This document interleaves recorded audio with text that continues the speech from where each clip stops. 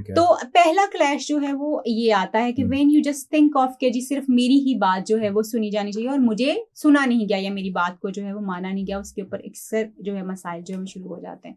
Then there is something कि औरतों की ना एक नेचर होती है, दे वांट द आंसर्स, जो भी उनके दिमाग में चल रहा है ना उनको उस चीज का जवाब चाहिए होता है। बड़ा मुश्किल काम है वो। हाँ, जो भी चल रहा होता है, और अब अगर आप उसको जवाब नहीं देंगे तो वो एक तो दिमाग में पकता रहेगा और दूसरा जो है वो आपको कभी भी सुकून आपको नहीं आने देंगे, क्योंकि वो बार बार आपसे सवालात पूछते रहेंगे और आपके पास जवाब नहीं है या आपने अभी सीखा नहीं है कि इसको एड्रेस कैसे करना है। So आप all you are saying is के मर्दों को जवाब देना सीखना चाहिए और उसको एड्रेस करें rather than putting it under a carpet। उससे कोई फायदा नहीं होगा, वो मसला बढ़ता रहेगा। आप शादीशुदा जिंदगी के मसाइल को उठा के देख लो, शाज़ और नादर कोई नया मसला होगा, ठीक है, वही मसले चलते आ रहे होते हैं जो डे 1 से शुरू हुए होते हैं और वही आज भी चल रहे हैं, क्योंकि उसको एड्रेस ही नहीं हुआ और उसको सेटल डाउन ही नहीं किया आपने, वो एग्रीवेट हो जाएंगे। बिल्कुल वो एग्रीवेट होते रहेंगे। And then time is really issue on the end of males, यानी फीमेल्स को अक्सर ये इशू होता है कि जी हमें टाइम नहीं दिया जाता, टाइम नहीं दिया जाता। सो टाइम देना जो है is really really important. And then expression of your feeling for a female is really important. I think इसके ऊपर जो है ना लोग इसको थोड़ा सा इस तरीके से एडवोकेट करते हैं कि लगता है ऐसे है कि जैसे कोई खवातीन अनजस्टिस या कोई ऐसी चीज की बात कर रही है कि जो कि जस्टिफाइड नहीं है। पर when we say about time, उससे मुराद ये है कि क्वालिटी टाइम, मतलब कि आप 10 मिनट दें, आधा घंटा दें, you take her out on a drive, आपको कॉफी पी लें, कुछ चाय पी लें, यू हैव आइसक्रीम, तो आधा घंटा 1 घंटा भी अगर आप देंगे apart from your daily routine के मैटर से, तो शी विल थिंक के कोई इंपॉर्टेंस है। आप पूरे दिन के बाद नीचे आप गए हैं, आपकी फैमिली का, आप पेरेंट्स का बैठे हैं, ऊपर आके जस्ट आस्क करके हाउ वाज योर डे, कैसा रहा, कोई मसला तो नहीं, और बताओ। तो वो 10-15 मिनट की कॉन्वर्सेशन भी है, तो उसको एक वो होती है कि मेरे लिए इसके दिल में कोई जगह है। और ये दिस इज नॉट समथिंग कि औरतें कोई ये ओवर डिमांड करें, दिस इज देयर नीड, ये उनकी जरूरत है। और इसी तरह से telling them how important they are in your life, औरतें सुनना चाहती हैं। औरतों को मोहब्बत जो है ना कानों से होती है बेसिकली, कि व्हाट दे आर, रियलिटी पे भी वो चेक जरूर रखती हैं मगर उनको सुनना बहुत पसंद होता है। सो अगर आप अपने रिलेशनशिप को इम्प्रूव करना चाहते हैं तो you should express your emotions towards that female जिससे आप कमिटेड हैं। ये 3-4 चीजें जो हैं वो बड़ी इंपॉर्टेंट है। ऑन द पार्ट ऑफ अक्सर फीमेल्स के ऊपर ये बड़ी गलती आती है कि when they are like when the husband is coming to home, तो दे स्टार्ट सेइंग थिंग्स के लिए, अच्छा ये हुआ वो हुआ फलाना वो फलाना, they don't wait for this कि अच्छा थोड़ा बंदा आया है 15-20 मिनट आप दे दीजिए, फ्रेशन अप हो जाए, फिर अब वो आपको जो है चीजें। एंड देन टॉन्ट बहुत होता है फीमेल्स की तरफ से, टॉन्ट बहुत ज्यादा होता है आदमियों को, जो कि उनकी पर्सनल लाइफ में भी होता है एंड देन उनकी बेड लाइफ में भी होता है, दोनों जगहों पे होता है, जो कि ना सिर्फ इंसान के रिलेशनशिप को बल्कि इंसान की मेंटल हेल्थ को भी खराब करता है। और हमेशा जो चीजें पेस्ट की चीजें जो है ना, हम उनको बहुत आज भी लेके आते हैं, 10 साल पहले चीज हुई होगी आज भी उसके बारे में बात हो रही होगी। ये फीमेल्स की आदत है, और आदत सिर्फ इसलिए बढ़ी हुई होती है कि आदमी उसको प्रॉपरली जवाब नहीं दे पाया होता।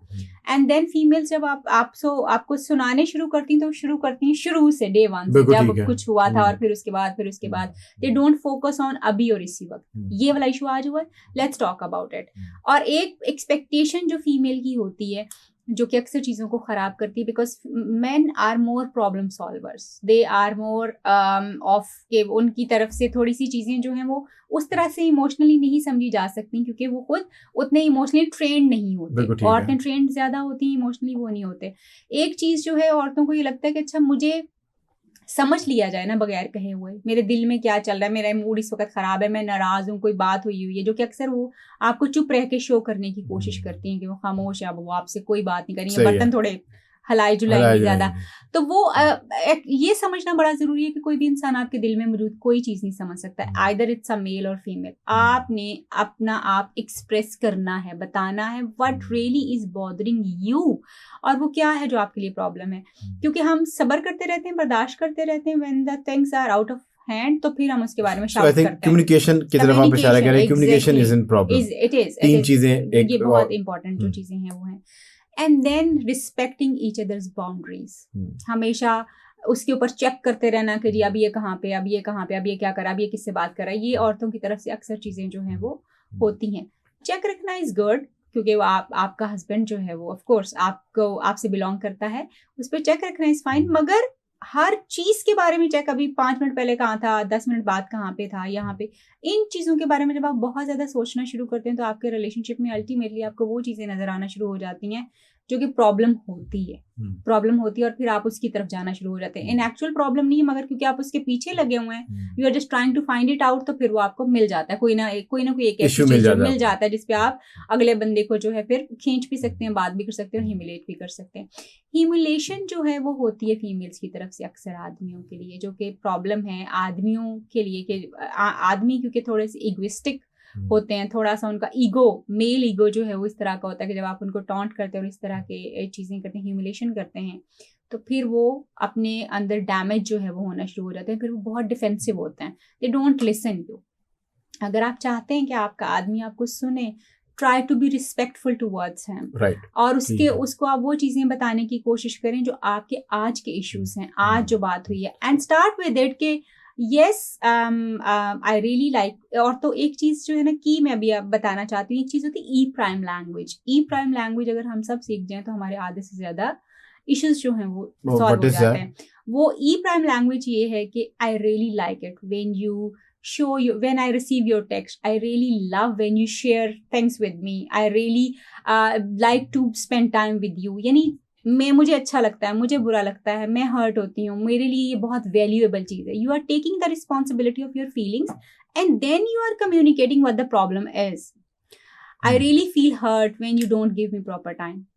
आप कह रही हैं कि this is E prime language, this is prime language, E prime, यानी ये इमोशनल लैंग्वेज है जिसमें you are taking the responsibility of your, I feel really bad when you don't attend my call. ऐसा लग रहा है कि जैसे अफेयर का स्टार्ट होता है ना, तो पहले 6 महीने में तो ये सभी ई प्राइम लैंग्वेज बोल रहे होते हैं। नहीं होता, नहीं। असल में पता, हमने एक ना डंडा पकड़ा हुआ है, एक हंटर पकड़ा हुआ है, तुम ये नहीं करते, तुम ये नहीं करते, तुम ये नहीं करते, ठीक है, we are doing this straight, कर हम यही रहे होते हैं, ब्लेम ही करें, इसमें भी हम उसको ब्लेम ही करें, पर वो पहले ऐसा लग रहा है कि ब्लेम शेयर्ड है, exactly। और आपको अगले को सुनने वाले को, रिसीविंग एंड वाले को लग रहा है कि आप उसको फीडबैक दे रहे हैं कि मुझे ये अच्छा लगा, या मुझे ये अच्छा लगता है, या ये मुझे बुरा लगता है, तो वो अगले को ये लगता है, आपके पार्टनर को, कि this is a feedback. And I think I always say feedback और क्रिटिसिज्म में एक ही फर्क है, how you receive it. Exactly this is you the same thing, how you giving it is a feedback. क्योंकि by the end of the day अगर आप relationship खत्म करना है तो आप उसको क्रिटिसाइज करें, अगर तो if you want to stay together तो उसको टॉक्सिक ना करने के लिए तरीका ये है कि you should learn how to give the feedback, और चीजों को आपने कंसोलिडेट करके ठीक किस तरीके से करना है। वो ई प्राइम लैंग्वेज अगर आप सीख जाएं, मुझे, क्योंकि जब आप आदमी को किसी चीज का इल्जाम देना चाहते हैं तो वो नेचुरली वो ही does not want to take it, कि मैं, क्योंकि उसको अपने उसका ब्रॉट अप ऐसे होता है कि ही इज नॉट मिस्टेकन, वो एक मुकम्मल शख्सियत के तौर पे सोसाइटी उसको बनाती है।